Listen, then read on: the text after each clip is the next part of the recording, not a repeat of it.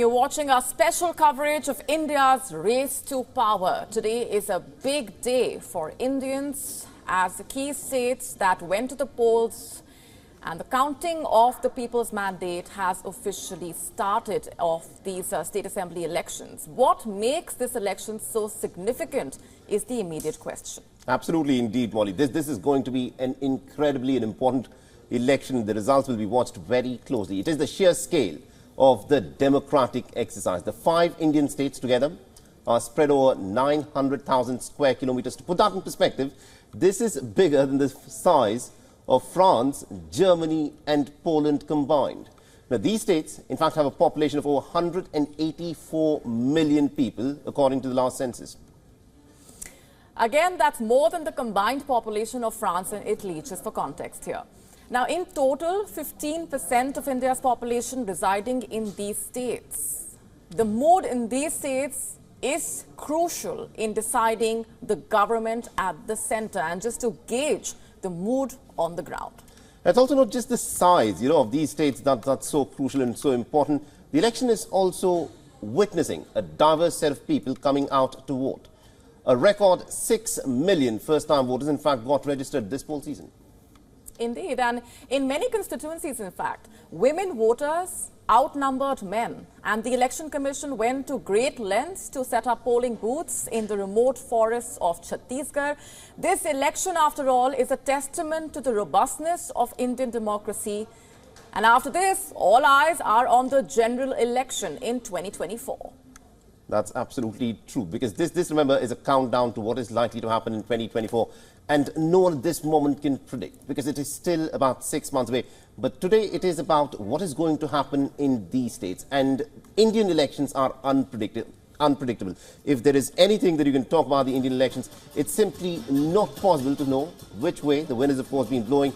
But as we try and assess to which way the wind is blowing, let's in fact take a look at some of the previous trends to gauge the voter behavior.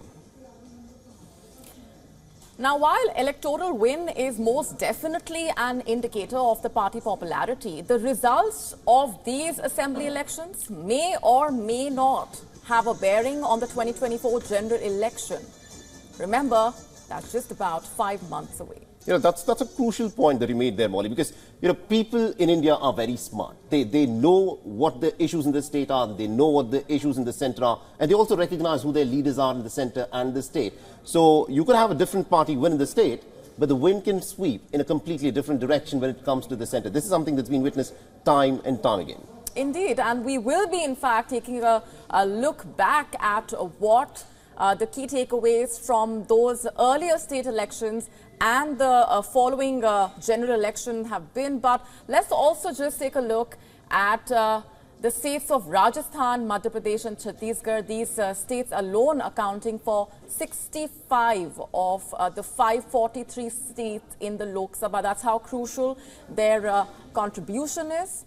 That's true. It is crucial in terms of, how many seats they contribute to the Lok Sabha. But also what is interesting, it is in these states where you're witnessing a direct contest between the two main political parties, the two national parties in India, the Indian National Congress and the Bharatiya Janata Party. Because if you want to make sense of, how are these two parties stacked against each other, in the center, the Bharatiya Janata Party has been in power. It's been unchallenged for the last 9.5 years. But will there be a difference? We'll get to know, what the mood of the people is, because the issues are going to be important, because the Indian voter is very smart.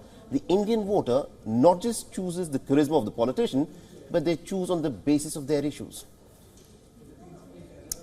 Indeed, in fact, in the last assembly elections in 2018, the Congress trumped the BJP in all 3 states. But within 5 months, that's going to be pretty interesting. But within 5 months, the 2019 general election saw the Indian Prime Minister go back to the same voters. And in the result, this is where the number is so crucial. The Bharatiya Janata Party, which just 5 months ago, back in 2019, had lost these 3 states of Rajasthan, Madhya Pradesh and Chhattisgarh, ended up getting 61 of the 65 Lok Sabha seats that were on offer in these 3 states. And the 4th state, Telangana, remaining an exception since the erstwhile TRS had won in both the state assembly as well as the parliamentary election. So what really has happened here? Let's in fact take a look at the largest of the Indian state in terms of area. It is Rajasthan. Congress came back to power in the state in 2018 by sharply attacking the state government that was led by BJP's Vasundhara Raje. In fact, the state followed the decades-old trend of pushing out the incumbent party. Ashok Gehlot, remember, became the Congress party's chief minister in the state. The BJP could only bag 73 seats. And just 5 months later, Prime Minister Narendra Modi went back to the voters with an economic growth, nationalist-driven agenda. And as a result, the BJP completely dominated the national elections, winning in 24 of the 25 Lok Sabha seats in the state. That's going to be a crucial factor. The Bharatiya Janata Party has in fact managed to win, these Hindi heartland states. They've completely dominated it when it comes to national politics.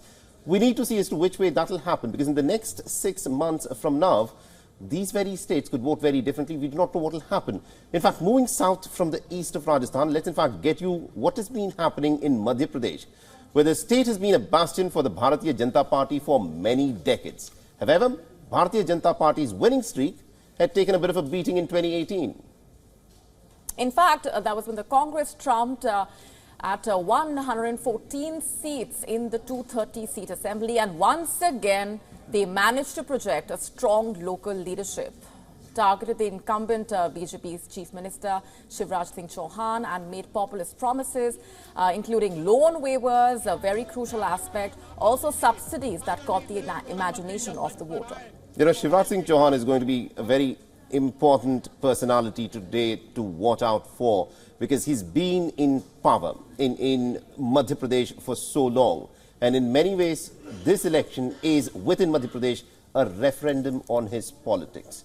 Months later, back then, in Madhya Pradesh, the voters, in fact, decided to back the Indian Prime Minister's pitch, giving him 28 of the 29 parliamentary seats in the state. And it remains to be seen, as to which way the wind, of course, changes. All right, let's in fact, get in our guests who are joining us in the studio. We have with us R.K. Upadhyay, who is a political analyst. He's, of course, joining us within our studio. And we also have Mr. Sharad Gupta, who's also a political analyst, and he's also joining us on this broadcast. And I'm told that we are also being joined by Mr. Harish Bijur. He is joining us on this broadcast as well. But Mr. Upadhyay, let me in fact begin by asking you this. This is going to be a crucial election. No one at this moment can predict what is likely to happen. But let's in fact start off by what many would say is going to be a very crucial state for the Bharatiya Janata Party. They've dominated this state for well over 20 years. Shivraj Singh Chauhan, his reputation is on the line. This is essentially a referendum on his policies. Do you think he's got it in him to come back to power again? Well, as you were talking about the predictions, even those who are supposedly professionals in predicting it, they've all gone haywire. I mean, each one of the, results that have come out has gone different ways. So we need to find out what actually happens today when the ballots are opened. So saying that, I think these are very, very crucial elections. These have been billed as the semi-finals to the 2024 Lok Sabha elections. And in that sense, I think these three states are very crucial, where Congress and the BJP square off directly. I mean, they are in competition with each other in 186 seats all over the country, but 62 of them are here in this particular three states. So we need to see how they perform, because for them also it's very important to do well in this election to carry that momentum to the Lok Sabha elections. But of course, we know what happened in 2018 and 19. Yes. So keeping that in mind, still there are various issues that have cropped up since 2019, which will give hope for the Congress to do better than what they did in 2019. Coming to your question about Shivraj Singh Chauhan, I'm perplexed by the way the BJP has treated Chauhan, because he has been a consistent performer who was the chief minister of the state for 16 years, and before that he was a member of parliament. Right. From 91 to 2004. I mean, this man has been in power somewhere or the other for so many years, and he has been a performer. And he has never been considered for any position at the central government. And he had a very decent government, hasn't had any scams behind him. And in spite of that, BJP was trying to sideline him. But I think at the end of the day, they realized that, we need to have him on board. And only in the third round, his name was included. Right. You can imagine, what kind of a trauma he might have been going through as a leader. But I'm sure in these elections, if the BJP gets a majority, he will be the front runner. Interesting.